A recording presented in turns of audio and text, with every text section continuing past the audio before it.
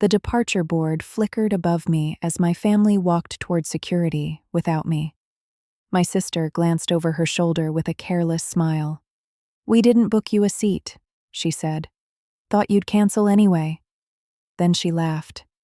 My parents didn't stop walking, didn't question it, didn't even look surprised. And just like that, I stood alone at gate B12 holding a passport, a packed duffel bag, and the realization that I had spent years earning a place in a family that never intended to save one for me.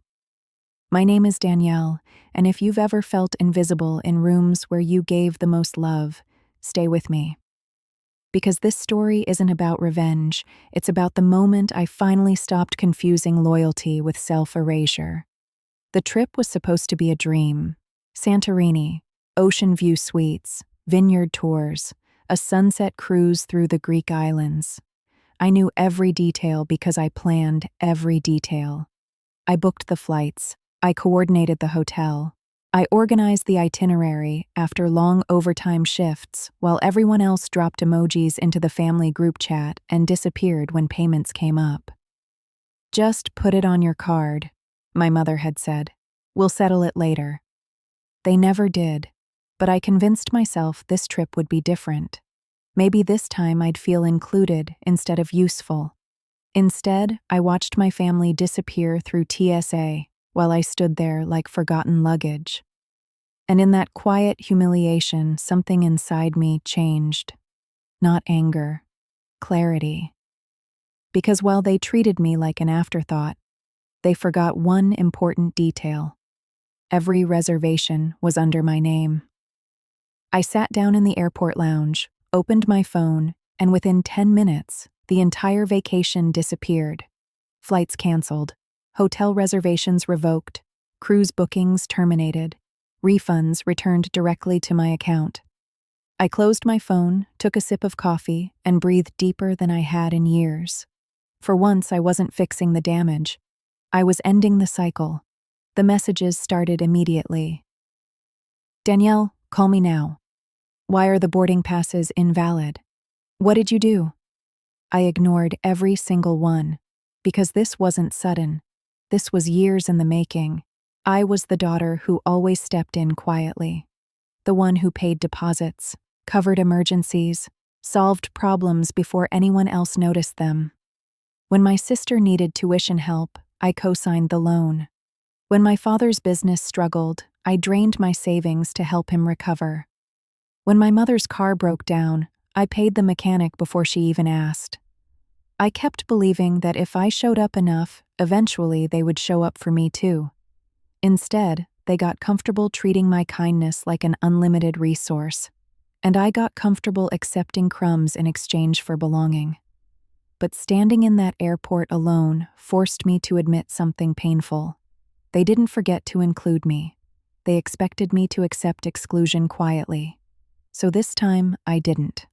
While my family scrambled overseas trying to understand why luxury reservations had vanished, I drove to a quiet cabin upstate that I had booked for myself.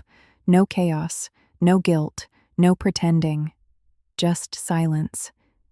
And in that silence, I finally heard my own thoughts clearly. I wasn't difficult for wanting respect. I wasn't selfish for wanting consideration. I wasn't too sensitive for being hurt after years of emotional neglect disguised as family dynamics. I was exhausted. Exhausted from earning love that should never have required performance. The next morning, my father finally called. His voice was calm in the way people become calm when they realize control is slipping away. "You went too far," he said. "This is about respect." I almost laughed. Respect? They left me behind at the gate like a joke. "You always expect me to understand," I told him quietly. "But none of you ever tried to understand me." Silence.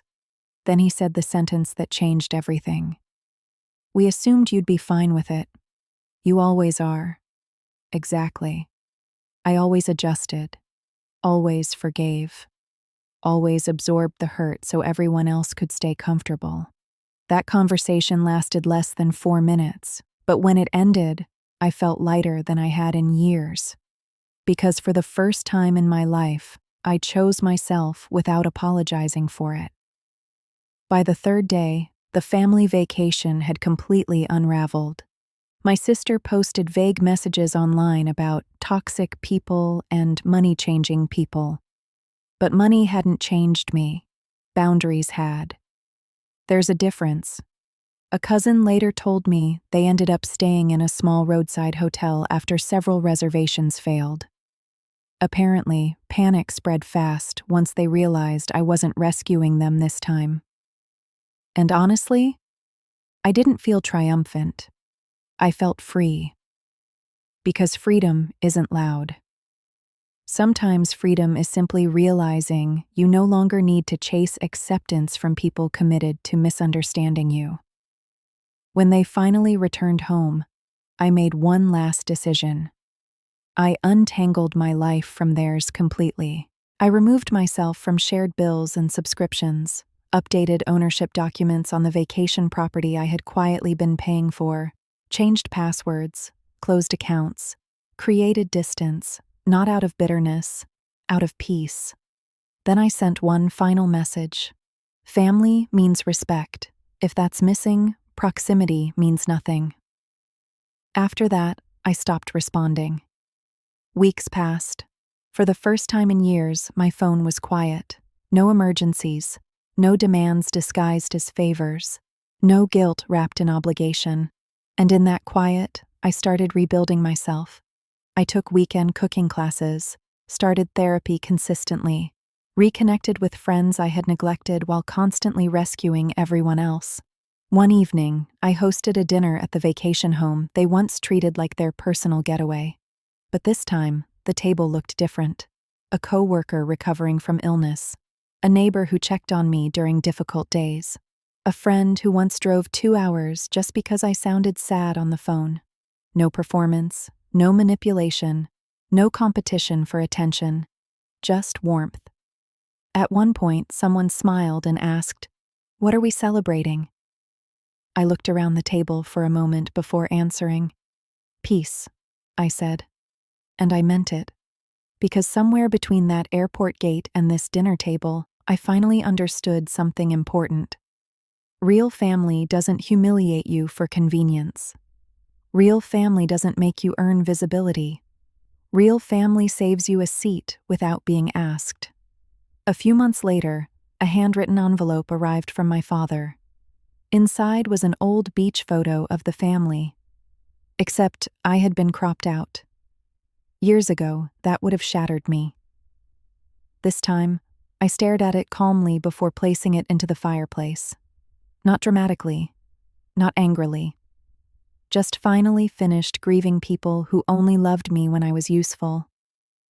That night, I sat outside beneath the patio lights while laughter drifted softly through the house behind me. The same house where I once felt invisible.